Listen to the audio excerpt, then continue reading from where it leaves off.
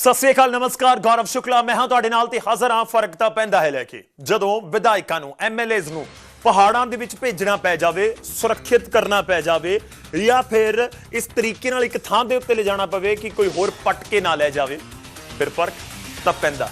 ਕਿਹੜੇ ਵਿਧਾਇਕ ਕਿਹੜੀ ਸਟੇਟ ਦੇ ਕਿਹੜੇ ਪਹਾੜਾਂ ਦੇ ਵਿੱਚ ਭੇਜੇ ਗਏ ਨੇ ਮੈਂ ਤੁਹਾਨੂੰ ਦੱਸਾਂਗਾ। ਤੇ ਨਾਲ ਹੀ ਗੱਲ ਰੈਪਰ ਸਿੰਗਰ ਦੀ। ਜਦੋਂ ਰੈਪਰ ਦੀ ਇਫ ਬਟ ਨਾ ਸੁਣੇ ਕਮਿਸ਼ਨ, फिर फर्क तब पैंदा। इन्हां खबरों का जिक्र होएगा और इस दे नाल हर रोज़ की तरह मैं शुरुआत करन जा रहा हूं। सब तो पहला गल करांगा कुछ तस्वीरों की जो चर्चा दे विच है। तस्वीर नंबर 1 स्क्रीन के उत्ते जागो कढ़ी जा रही है, मंत्री नज़र आ रहे ने, मौका 1000 रुपए वाला।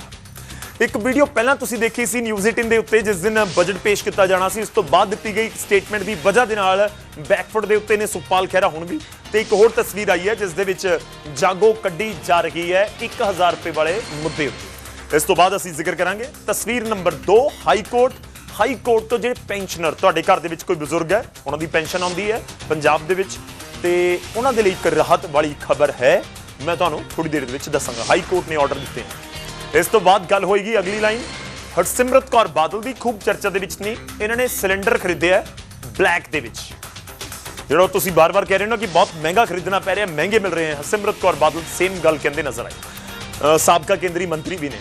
अगे दिखाने एक होर तस्वीर एमएलए साहब ने अशोक प्राशर पप्पी पहुंच गए एक थां दे उत्ते, छापा मारिया, दड़ा सट्टा चल रहा सी, उस तो बाद एक्शन कर दिता है। सारियां खबरां मैं एक-एक करके तुहानूं दिखावांगा, पर शुरुआत करन जा रहे हैं। सब तो पहला गल होवेगी हवाई सफर दी। मिडल ईस्ट दे विच तनाव है ते तनाव दा असर हवाई सफर दे उत्ते नजर आ रहा है और असर इस तरीके दा कि टिकट महंगी हो रही है।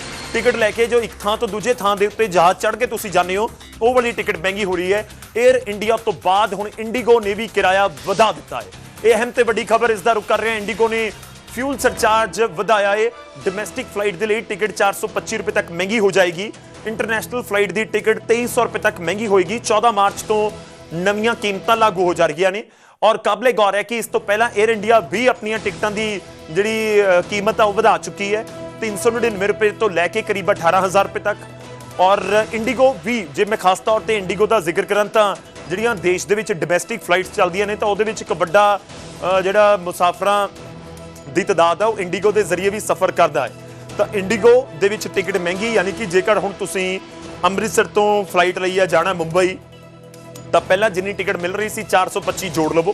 14 मार्च तो भाव है कि बस लागू हो ही गई। जे टिकट तुसीं करवाओगे तो 425 रुपए डोमैसटिक फ्लाइट के तुहानूं ज़्यादा देने पैणगे। जे इंटरनेशनल करवाने हो तो उत्थे 2300 रुपए तक टिकट के तुहानूं ज़्यादा पैसे देने पैणगे। इसका सीधा जिहा मतलब है कि जो हुण तक सिर्फ गल्लां हो रही सी, सिर्फ 10 दिन जंग, 12-14 दिन होए ने हुण तक जंग शुरू होए नूं, ते 12-14 दिनों बाद इस समय दुनिया भर की स्थिति यह है कि LPG की किल्लत है ते कच्चे तेल के रेटां नूं लैके हाहाकार है और उसका असर फ्लाइट्स के उत्ते है। रेस्टोरेंट होटल इंडस्ट्री इस समय बैकफुट के उत्ते है। तो कुल मिला के जंग ने पूरी दुनिया नूं फिलहाल हिला के रख दिता।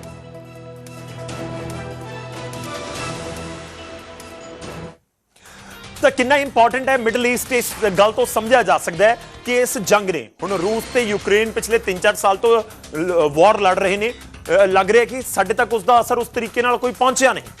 पर दूजे पासे तुसीं देखोगे 10-12 दिन होए ने, ईरान ते इजराइल आपस दे विच भिड़े ने, खाड़ी दे देश एक दूजे के खिलाफ हो गए ने, तो उसका असर इस तरीके नाल नज़र आ रहा है कि आने वाले दिनों के सानूं किहड़ी चीज़ की किल्लत हो जाए सानूं फिलहाल वो भी नहीं पता। तो जदों दुनिया एक जंग की वजह दे नाल पहले 15 दिनों के विच ही तुसीं कहो कि अनकंफर्टेबल महसूस करे, फिर फर्क तब पैंदा। मैं हुण LPG का जिक्र करांगा। LPG संकट नूं लैके कांग्रेस देश भर दे विच केंद्र के खिलाफ सड़कों के उत्ते उतरती हुई नजर आई। दिल्ली दे विच कांग्रेस दे वर्करां ने LPG सप्लाई दी विगड़ी स्थिति नूं लैके केंद्र सरकार के खिलाफ प्रदर्शन किया। विरोध जताउण दे लई अपने नाल मिट्टी दे चुल्हे लैके वो पहुंचे सन। कांग्रेस वर्करां ने लकड़ियां अते पाथियां दे नाल चुल्हा बालिया अते चाह बनाई। देश के प्रधानमंत्री की गलत पॉलिसीज के चलते कहीं ना कहीं इस गैस की कमी के लिए हमको मजबूर होना पड़ा है। आज देश में लोग गैस की सिलेंडर के लिए लाइन में लगे हुए हैं, वहां पर बेहोश हो रहे हैं। ਸੜਕ ਦੇ ਉੱਤੇ ਪ੍ਰਦਰਸ਼ਨ ਤੋਂ ਪਹਿਲਾਂ ਵਿਰੋਧੀ ਧਿਰਾਂ ਨੇ ਪਾਰਲੀਮੈਂਟ ਕੰਪਲੈਕਸ ਦੇ ਵਿੱਚ ਪਲੇ ਕਾਰਡ ਦਿਖਾ ਕੇ LPG ਸੰਕਟ ਦੇ ਉੱਤੇ ਪ੍ਰਦਰਸ਼ਨ ਵੀ ਕੀਤਾ।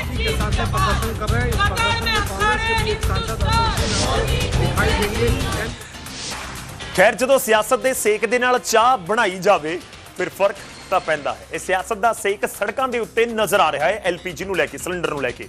ਉਧਰ ਹੰਗਾਮਾ ਪਾਰਲੀਮੈਂਟ ਦੇ ਬਾਹਰ ਹੀ ਨਹੀਂ ਬਲਕਿ ਅੰਦਰ ਵੀ ਹੋਇਆ। ਲੋਕ ਸਭਾ ਦੇ ਵਿੱਚ ਕੁਐਸਚਨ ਆਵਰ ਦੀ ਸ਼ੁਰੂਆਤ ਦੇ ਨਾਲ ਹੀ ਵਿਰੋਧੀ ਧਿਰ ਨੇ ਖੂਬ ਹੰਗਾਮਾ ਕੀਤਾ। ਰਾਹੁਲ ਗਾਂਧੀ ਸਮੇਤ ਵਿਰੋਧੀ ਧਿਰ ਦੇ ਸੰਸਦਾਂ ਨੇ 8 ਸਸਪੈਂਡਡ MPs ਦੀ ਵਾਪਸੀ ਦੀ ਮੰਗ ਕੀਤੀ। ਇਸ ਦੇ ਉੱਤੇ ਸਪੀਕਰ ਓਮ ਬਿਰਲਾ ਨੇ ਕਿਹਾ ਕਿ ਸਦਨ ਦੀਆਂ ਮੇਜ਼ਾਂ ਦੇ ਉੱਤੇ ਚੜੋਗੇ ਤਾਂ ਐਵੇਂ ਹੀ ਐਕਸ਼ਨ होगा। संसदीय मर्यादा प्रश्नकाल के बाद आपको कोई विषय उठाना है तो जब उठा सकते हैं, लेकिन अनुदानों की मांगों पर सही कभी विषयों पर जो विषय आते हैं उन पर सब 8 मेंबर सर आपने वादा किया सर 40 दिन हो गए सर। सदन की मेजों पे चढ़ोगे तो यही कार्रवाई होगी। हंगामे के कारण लोक सभा की कार्रवाई पहला 12 बजे तक और दूजी बार 2 बजे तक मुलतवी करनी पई। 2 बजे कार्रवाई शुरू हुई भी 1 घंटा चली और फिर लोक सभा नूं 16 मार्च तक के लिए मुलतवी कर दिता गया। इस दौरान विरोधी धिर नारेबाजी करती रही। उधर ईरान इजराइल तनाव के विचाले देश के विच गैस और तेल नूं लैके कई तरह दी चर्चावां या अफवाहां दा बाजार गर्म है, पर केंद्र सरकार साफ कह रही है कि घबराउण दी जरूरत नहीं। पेट्रोलियम मंत्रालय का कहना है कि देश के विच PNG और CNG की सप्लाई पूरी तरह आम वर्गी है और पेट्रोल डीजल की कोई कमी नहीं।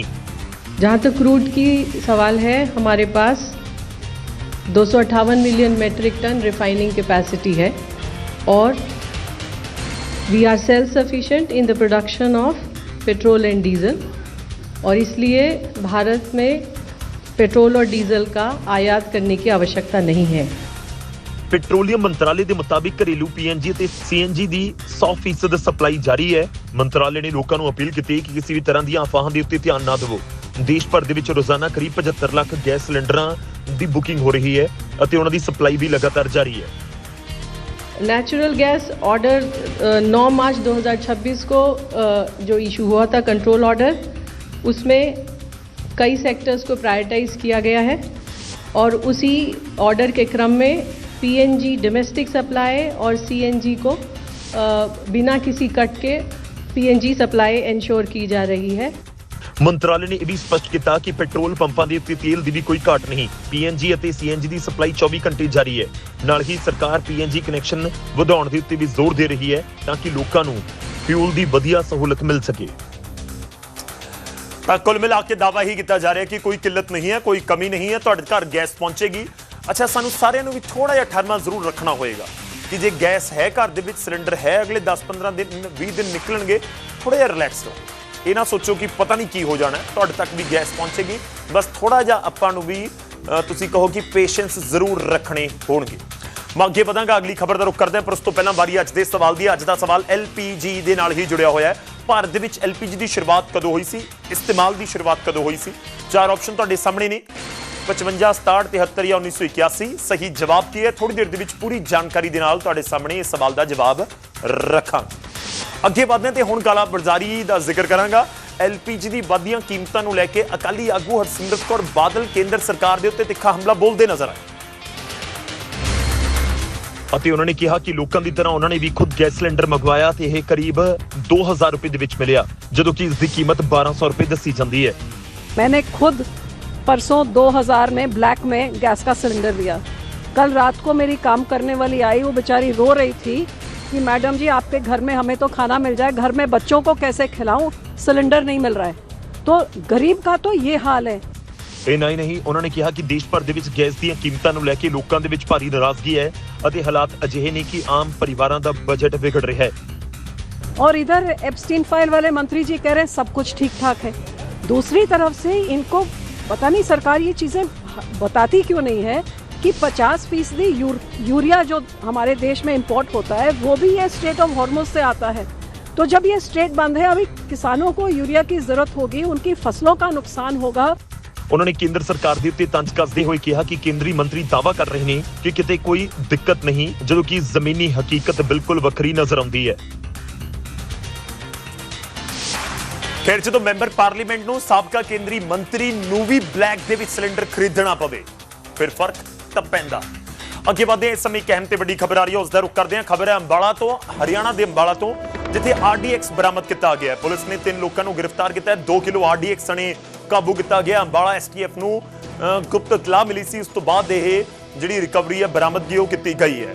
ਅੰਬਾਲਾ ਬਹੁਤ ਹੀ ਇੱਕ ਅਹਿਮ ਪੁਆਇੰਟ ਹੈ, ਖਾਸ ਤੌਰ ਤੇ ਸਾਡੀਆਂ ਫੋਰਸਿਸ ਨੂੰ ਲੈ ਕੇ। ਇੱਕ ਵੱਡਾ 에ਅਰਫੋਰਸ ਸਟੇਸ਼ਨ ਹੈ ਅੰਬਾਲਾ ਦੇ ਵਿੱਚ, ਔਰ ਉਸ ਨੂੰ ਧਿਆਨ ਦੇ ਵਿੱਚ ਰੱਖਦੇ ਹੋਏ ਇੱਕ ਗ੍ਰਿਫਤਾਰੀ ਬਹੁਤ ਵੱਡੀ ਹੈ। ਔਰ ਇਹ ਸਵਾਲ ਵੀ ਇਸ ਦੇ ਪਿੱਛੇ ਗੰਭੀਰ ਹੈ ਕਿ ਐਗਜ਼ੈਕਟਲੀ ਉਹਨਾਂ ਦੀ ਕੀ ਕੋਸ਼ਿਸ਼ ਸੀ, ਕਿਸ ਨੂੰ ਟਾਰਗੇਟ ਕਰਨਾ ਸੀ। ਤੁਹਾਨੂੰ ਯਾਦ ਹੋਏਗਾ ਕਿ ਜਦੋਂ ਰਾਫੇਲ ਇੰਡੀਆ ਦੇ ਕੋਲ ਆਏ ਤਾਂ ਅੰਬਾਲਾ 에ਅਰ ਬੇਸ ਦੇ ਉੱਤੇ ਹੀ ਉਹਨਾਂ ਨੂੰ ਲੈਂਡ ਕਰਵਾਇਆ ਗਿਆ।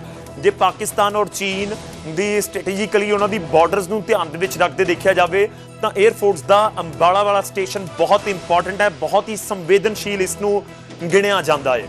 ਔਰ ਇੱਥੇ ਇੱਕ ਵੱਡੇ ਤੌਰ ਦੇ ਉੱਤੇ ਦੱਸਿਆ ਜਾਂਦਾ ਕਿ ਤੈਨਾਤੀ ਹੁੰਦੀ ਹੈ। ਔਰ ਜੇਕਰ ਮੈਂ ਚੀਨ ਦਾ ਬਿਲਕੁਲ ਜਿਹੜਾ ਬਾਰਡਰ ਉੱਤਰਾਖੰਡ ਵਾਲੇ ਪਾਸੇ ਤੋਂ ਜਾ ਕੇ ਲੱਗਦਾ ਹੈ, ਜਾਂ ਫਿਰ ਇੱਧਰ ਅਸੀਂ ਪੰਜਾਬ ਵਾਲਾ ਪੂਰਾ ਬਾਰਡਰ ਦੇਖੀਏ ਜੋ ਪਾਕਿਸਤਾਨ ਦੇ ਨਾਲ ਲੱਗਦਾ ਹੈ LOC ਵਾਲੇ ਪਾਸੇ, ਤਾਂ ਇਹ ਪੂਰੀ ਜਿਹੜਾ ਮੋਰਚਾ ਹੈ ਉਹ ਕਿਤੇ ਨਾ ਕਿਤੇ 에ਅਰ ਬੇਸ ਜਿਹੜਾ ਇੱਕ ਬਹੁਤ ਕ੍ਰੂਸ਼ਲ ਤੁਸੀਂ ਪੁਆਇੰਟ ਕਹੋ ਇੰਡੀਅਨ ਆਰਮੀ ਦੇ ਲਈ ਹੈ, ਇੰਡੀਅਨ 에ਅਰ ਫੋਰਸ ਦੇ ਲਈ ਹੈ। ਤੇ ਉਸ ਇਲਾਕੇ ਦੇ ਵਿੱਚੋਂ RDX ਬਰਾਮਦ ਹੋਣਾ ਉਹ ਆਪਣੇ ਆਪ ਦੇ ਵਿੱਚ ਕਈ ਗੰਭੀਰ ਸਵਾਲ ਖੜੇ ਕਰਦਾ ਹੈ ਕਿ ਉੱਥੇ ਵਿਸਫੋਟਕ ਪਦਾਰਥ ਪਹੁੰਚ ਕਿਵੇਂ ਗਿਆ, ਇਹ 3 ਮੁਲਜ਼ਮ ਕੌਣ ਸੀ, ਕਿੱਥੋਂ ਇੱਥੇ ਪਹੁੰਚੇ ਸੀ, RDX ਉੱਥੇ ਕਿਵੇਂ ਪਹੁੰਚਿਆ ਹੈ, ਕਿੱਥੋਂ ਲਿਆਂਦਾ ਗਿਆ ਹੈ, ਕਿ ਪਾਕਿਸਤਾਨ ਤੋਂ ਆਇਆ। ਜਿਹੜਾ ਅਸੀਂ ਜ਼ਿਕਰ ਹਮੇਸ਼ਾ ਕਰਦੇ ਹਾਂ ਕਿ ਸਮੇਂ-ਸਮੇਂ ਤੇ ਗੱਲਾਂ ਪਤਾ ਲੱਗਦੀਆਂ ਨੇ ਕਿ ਡਰੋਨ ਦੇ ਜ਼ਰੀਏ ਹਥਿਆਰਾਂ ਦੀ ਸਪਲਾਈ ਹੋ ਰਹੀ ਹੈ, ਕਿ RDX ਵੀ ਉਸ ਤਰੀਕੇ ਨਾਲ ਸਪਲਾਈ ਕੀਤਾ ਗਿਆ। ਇਹਨਾਂ ਦੇ ਮਨਸੂਬੇ ਕੀ ਸਨ, ਤਾਂ ਡੈਫੀਨਿਟਲੀ STF ਜਿਨ੍ਹਾਂ ਨੇ ਗ੍ਰਿਫਤਾਰ ਕੀਤਾ ਹੈ ਤਾਂ ਉਹਨਾਂ ਦੇ ਵੱਲੋਂ ਜਾਂਚ ਪੜਤਾਲ ਕੀਤੀ ਜਾ ਰਹੀ ਹੋਏਗੀ। ਏਜੰਸੀਆਂ ਦੇ ਕੰਨ ਹਮੇਸ਼ਾ ਖੜੇ ਰਹਿੰਦੇ ਨੇ, ਜਿਵੇਂ ਉਹਨਾਂ ਨੂੰ ਕੋਈ ਛੋਟੀ ਜਿਹੀ ਵੀ ਲੀਡ ਮਿਲਦੀ ਹੈ ਤਾਂ ਉਸ ਤੋਂ ਬਾਅਦ ਉਹ ਜਾ ਕੇ ਮੁਲਜ਼ਮਾਂ ਤੱਕ ਪਹੁੰਚ ਕਰਨ ਦੀ ਕੋਸ਼ਿਸ਼ ਕਰਦੇ ਨੇ ਤੇ 3 ਮੁਲਜ਼ਮ ਗ੍ਰਿਫਤਾਰ ਕੀਤੇ ਗਏ। ਤਾਂ ਹਰਿਆਣਾ ਦੇ ਅੰਬਾਲਾ ਦੇ ਵਿੱਚ ਮਿਲਿਆ RDX। ਅੰਬਾਲਾ ਦੇ ਵਿੱਚ ਕਰੀਬ 2 ਕਿਲੋ ਵਿਸਫੋਟਕ ਪਦਾਰਥ ਬਰਾਮਦ ਕੀਤਾ ਗਿਆ ਹੈ। 3 ਲੋਕਾਂ ਨੂੰ 3 ਮੁਲਜ਼ਮਾਂ ਨੂੰ ਗ੍ਰਿਫਤਾਰ ਕੀਤਾ ਗਿਆ ਇਸ RDX ਦੇ ਨਾਲ। ਧਮਾਕਾ ਖੇਜ਼ ਸਮੱਗਰੀ ਇਸ ਨੂੰ ਕਹੋ ਤੁਸੀਂ। 2 ਕਿਲੋ RDX ਤੁਸੀਂ ਕਹੋ ਕਿ ਬਹੁਤ ਵੱਡੀ ਕੁਆਂਟੀਟੀ ਹੁੰਦੀ ਹੈ। ਜੇ ਰੱਬ ਨਾ ਕਰੇ ਅਜਿਹਾ ਕਦੇ ਹੋਵੇ, ਜੇਕਰ ਇਸ ਨੂੰ ਜਿਸ ਮਨਸੂਬੇ ਦੇ ਨਾਲ ਲਿਆਂਦਾ ਗਿਆ ਤੇ ਇਸਤੇਮਾਲ ਕਰ ਲਿਆ ਜਾਂਦਾ ਤਾਂ ਬਹੁਤ ਵੱਡੇ ਪੱਧਰ ਤੇ ਨੁਕਸਾਨ ਇਸ ਦੇ ਨਾਲ ਹੋ ਸਕਦਾ ਸੀ। कृष्ण बाली साढ़े सहयोगी इस समय अंबाला तो फोन लाइन पे साढ़े नाल ने। कृष्ण बताइए जरा कहां से ये गिरफ्तारी हुई है और क्या कुछ पुलिस ने अभी तक इंफॉर्मेशन रिलीज की? एक बार दोबारा बोलेंगे आप कुछ? मैं जानना चाह रहा हूं कि आपके पास क्या कुछ इंफॉर्मेशन है जो 3 आरोपी गिरफ्तार किए गए हैं 2 किलो RDX के साथ। हाँ बिल्कुल, मैं इसमें आपको बताना चाहूंगा कि अम्बाला STF ने 3 आरोपियों को गिरफ्तार किया है जिनके पास से लगभग 2 किलो विस्फोटक सामग्री बरामद की गई है। इनके पास ये मोटरसाइकिल पे एक जा रहे थे तो STF अम्बाला को इसकी एक गुप्त सूचना मिली थी तो बराड़ा से लेकर अम्बाला तक अम्बाला की ओर को आ रहे थे, लेकिन रास्ते में ही जो STF है उन्होंने इसको रोक लिया और रोकने के बाद इनकी मोटरसाइकिल की जांच की तो इनके पास लिफाफे के जो थैले थे, इनके पास बैग थे, उसके अंदर से 2 किलो के करीब RDX था जो उसके अंदर इनको बरामद हुआ। फिलहाल STF इनसे भी पूछताछ कर रही है और मैं ये आपको बताना चाहूंगा कि ये इनकी उम्र लगभग 20 से 25 साल के करीब बताई जा रही है और ये अलग अलग जगहों के रहने वाले हैं। एक आरोपी जो यहीं जो जगबीर है यहीं कंबासी का रहने वाला है, इसके नाम बाइक भी इसके नाम ही है जिस बाइक के ऊपर ये जा रहे थे। दूसरा आरोपी अजमेर का रहने वाला और जो तीसरा आरोपी है वो मेरठ का रहने वाला है। इन तीनों आरोपियों को अभी फिलहाल पुलिस पकड़कर पकड़ लिया गया और इनसे जांच कर रही है, उनसे पूछताछ करेगी कि ये इतनी जो सामग्री लेके जा रहे थे, विस्फोटक सामग्री लेके जा रहे थे, इन्होंने कहाँ पर इस्तेमाल करना था और कौन सी वारदात को इसमें अंजाम देना था। जी ठीक है, और एग्जैक्टली कहां से, अंबाला कैंट से इनकी ये बरामदगी हुई है या कहां से हुई है? क्योंकि मैं ऑलरेडी जिक्र कर रहा था कृष्ण की एयरफोर्स स्टेशन जो बरामद की ये बराड़ा से बरामद किया। बराड़ा से अंबाला की तरफ को आ रहे थे तो रास्ते के अंदर एक शिमला गांव पड़ता है, वहां पर इनको रोका गया था। पुलिस ने फिलहाल सारे रास्तों को सील कर दिया था, ना कोई बराड़ा इस रोड से जा सकता था, ना कोई 2 सड़कों से बराड़ा की तरफ जा सकता था, बराड़ा से इधर को आ सकता था। ये रास्ता अंबाला जाता और आगे जो दूसरी साइड से रास्ता यमुनानगर की तरफ को भी निकल जाता है। लेकिन इनको पुलिस ने घेरा डाल लिया और चारों तरफ से रास्तों को सील कर दिया गया। यहाँ तक कि मीडिया को भी लगभग 2 200 मीटर से ज्यादा दूरी पे रखा गया। उसके बाद इनको घेरा डाल के जब इनसे पूछताछ की तो इनके पास से जब ये बरामद हुआ, काफी देर तक पुलिस, ये लगभग 3-4 घंटे तक ये लगातार ये कार्रवाई चलती रही और काफी समय तक एसटीएफ ने इनको वहीं रोक के रखा और इनके वहीं पर इनसे पूछताछ करती रही। पूछताछ करने के बाद जब रात को वहां से लेके निकली तब पुलिस ने मीडिया को इस बारे में ब्रीफ किया कि कहां से इनको बरामद किया और कैसे इनको हो गया। जी शुक्रिया, धन्यवाद ਸਾਡੇ ਨਾਲ ਜੁੜਨ ਦੇ ਲਈ, ਇਸ ਪੂਰੀ ਗੱਲਬਾਤ ਦੇ ਲਈ। ਤਾਂ ਡੈਫੀਨਿਟਲੀ ਜੋ ਜਾਣਕਾਰੀ ਸਾਡੇ ਕੋਲ ਆ ਰਹੀ ਹੈ ਕਿ यूपी मेरठ अजमेर वाले इलाकों के रहने वाले सी ਤੇ ਅੱਗੇ ਪੁੱਛਗਿੱਛ ਹੋਈ ਹੋਏਗੀ ਇੱਥੇ ਕਿਉਂ ਪਹੁੰਚੇ, ਕੀ ਇਹਨਾਂ ਦੇ ਮਨਸੂਬੇ ਸਨ।